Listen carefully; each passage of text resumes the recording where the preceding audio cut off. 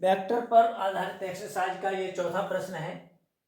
एक सदिश है इतने का, इस सदिश का सदिश इतने पर प्रक्षेप निकालिए।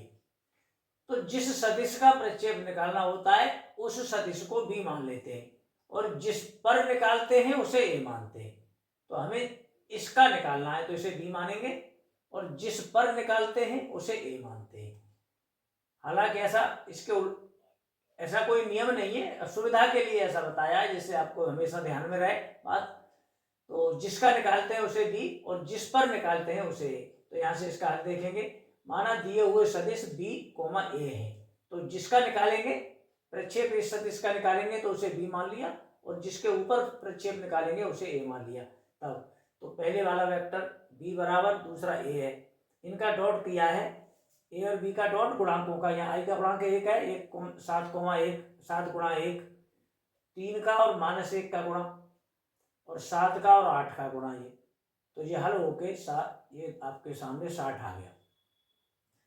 और ए वेक्टर का मॉड ये निकाल लिया, गुणांकों का वर्ग 7 का वर्ग -1 का वर्ग 8 का वर्ग ये जोड़ दिया। बी का भी मॉड निकाल सकते हैं, जरूरत नहीं है। अब समझ लो ये प्रक्षेप बी का प्रक्षेप क्या होता है, बी की छाया पड़ती है ए पर, इसे प्रक्षेप कहते हैं। तो बी इतनी छाया डाल रहा है इस पर, इसे कहते हैं बी cos थीटा। बी का प्रक्षेप ए पर प्रक्षेप